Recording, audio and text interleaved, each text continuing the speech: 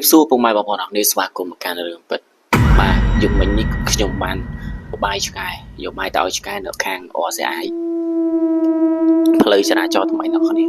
គឺខ្ញុំជុំវិញនេះខ្ញុំទៅប្រហែលជាម៉ោង9ខ្ញុំទៅតែម្នាក់ឯងពួកកន្លែងហ្នឹង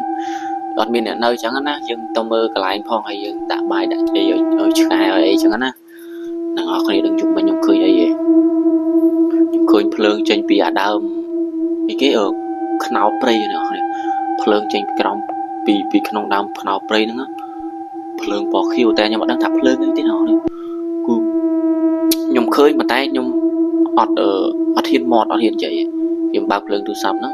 ពួកកន្លែងហ្នឹងយើងអត់មានភ្លើងទេវានៅរៀងក្នុងព្រៃអញ្ចឹងភ្លើងពីមុនមានមែនប៉ុន្តែដោយសារភ្លើងចេះព្រៃចេះអញ្ចឹងទៅវាដាច់ខ្សែដៃអស់ហើយណាមួយចោលវាលួចកាត់ខ្សែភ្លើងស្អីអស់ហើយខ្ញុំពងអាចចុចភ្លើងពិលដាក់បាយឆ្កែភ្លើងហ្នឹងក៏ខ្ញុំអត់ខ្ញុំឃើញប៉ុន្តែខ្ញុំអត់មកទេគឺខុសចេញចូលណាហើយអញ្ចឹងដល់ពេលខ្ញុំឡើងម៉ូតូអ្នកគ្នាដឹងមិនទេខ្ញុំឡើងម៉ូតូ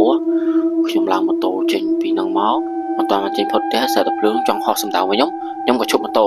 ហើយភ្លើងម៉ូតូខ្ញុំក៏ភ្លើងពណ៌សដែរខ្ញុំក៏ឈប់ម៉ូតូទៅ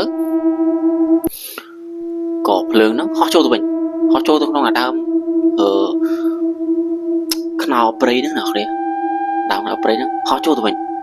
ខ្ញុំចេះឆ្ងល់ជួយអត់ស្រួលខ្ញុំដឹងថាភ្លើងនឹងភ្លើងអីតែខ្ញុំអត់ដឹងថា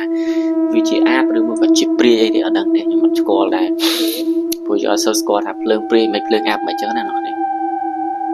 ហ្នឹងហើយខ្ញុំឈប់ម៉ូតូក៏ហោះចូលទៅវិញខ្ញុំមិនឆេះម៉ូតូ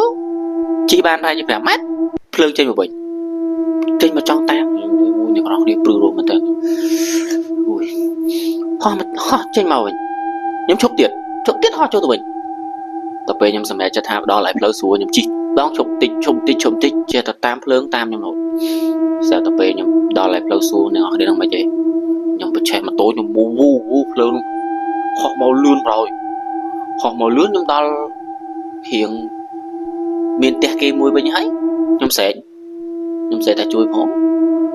បាត់ភ្លើងបែកខ្ចាយមកមិនមែនថាបាត់ឈឹងណាបែកភ្លើងខ្ចាយអូអ្នកគ្នាខ្ញុំឡើងចង់ឈឺណាអ្នកគ្នាហើយមិនមែនខ្ញុំអត់ធ្លាប់ឆ្លងកាត់ខ្ញុំធ្លាប់ឆ្លងកាត់ប៉ុន្តែវាអត់ដែលមានភ្លើងណាមកដេញយើងចឹងណាអ្នកគ្នា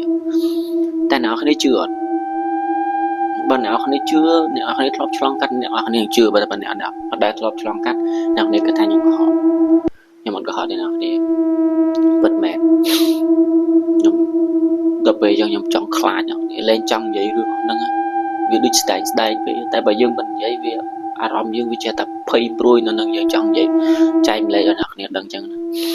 ណាអ្នកគ្នាវីដេអូខ្ញុំក៏មានតែប៉ុណ្្នឹងដែរសង្ឃឹមថាពុកម៉ែបងប្អូនអ្នកនេះជួយចិត្តវីដេអូមួយនេះហើយបើមានរឿងអីអាចចែកជូនមកខ្ញុំមែនអរគុណច្រើន